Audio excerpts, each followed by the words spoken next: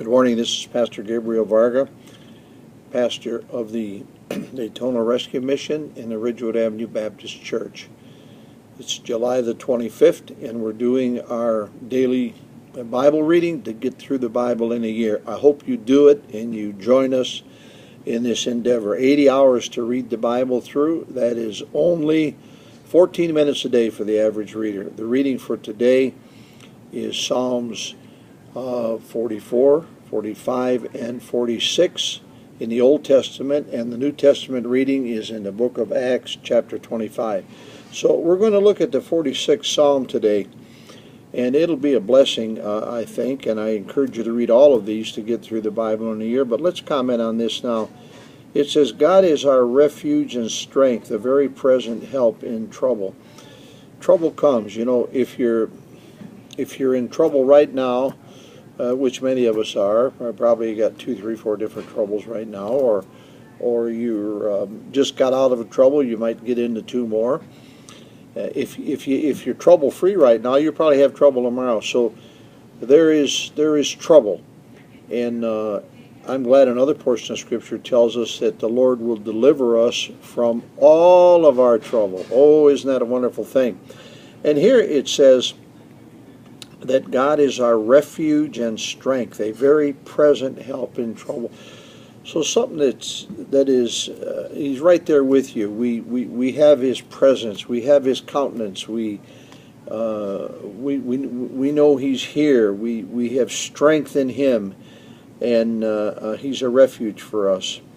It says, therefore will not we fear, though the earth be removed, and though the mountains be carried into the midst of the sea, though the waters thereof roar and be troubled, though the mountains shake with the swelling thereof, Selah, there is a river which streams thereof shall make glad the city of God, the holy place of the tabernacles of the Most High.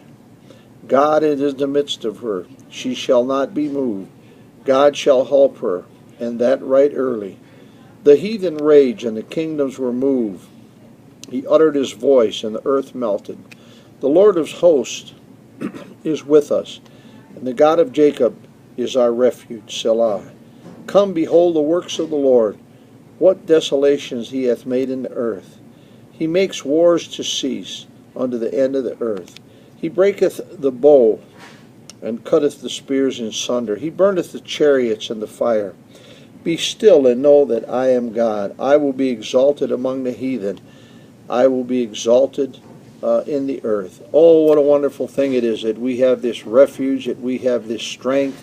When it tells of the mighty hand of God that, of course, wins in war, it told us in the Psalms just preceding this that it's not the bow that wins the war. It's not the matter of our armament, but it's a matter of the strength of God. And, of course, we certainly see this very clearly in the Old Testament with the battles that the children of God had, the children of Israel, and the mighty battles that Saul had won, and then, of course, David and others after them. The hand of God, when they obeyed God and they were in God's will, they had victory. Oh, they could defeat the giants. They could defeat the Amalekites. They could. There was nothing that could stop them when they were pleasing to God. Now let's just say this today. If you and I please God, we don't have the battles they had. We don't. It was a little different in the Old Testament, and God's people, the Israelites, the Jewish people, they were a nation, and they had wars. When they were obedient to God, they won the wars. When they were disobedient to the Lord, they got defeated, and that's the way things were. And of course, when you had a mighty man like David, he came and they sang the song, Saul had killed his thousands and David his 10,000. So David was a man after God's own heart. So as the leader, he had much more power of God in his life, and he did very well.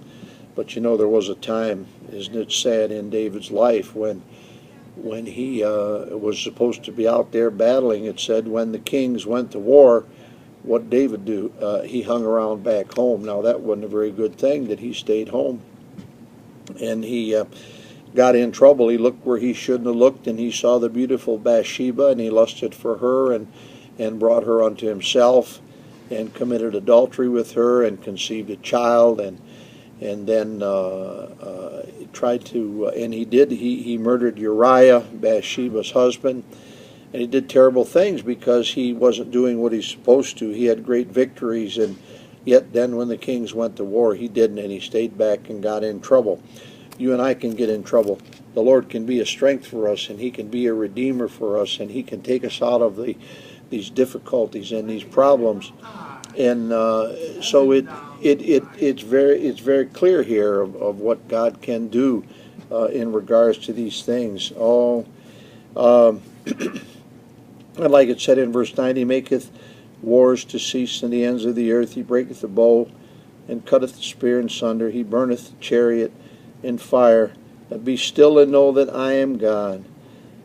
Be still and know that I am God. You know, sometimes we need to just be careful. Be quiet. Be quiet and just let God be God. Just meditate upon the scriptures and see what God is doing. And we will see that this would be a wonderful way to do things. Oh, there's a God in heaven that can be our strength and refuge in the time of trouble. The Lord of hosts was with us. The God of Jacob is our refuge. And that's the way this psalm finishes in verse number 11. And this is a wonderful psalm. We see the psalmist. He gives us strength.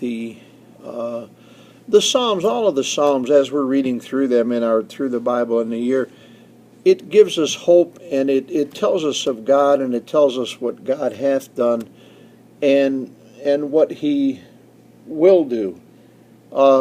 This is a very, very important thing of what God can do and what He will do. So, dear one, let us be studying these Psalms as we're going ahead day by day, and the New Testament reading, Acts 25 today, and we will see that this will be a blessed thing to us.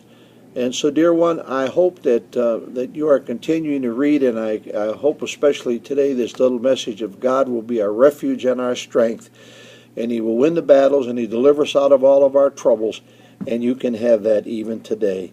Please read the rest of your scriptures for today, the 44th, the 45th, and 46th Psalm, and Acts chapter 25.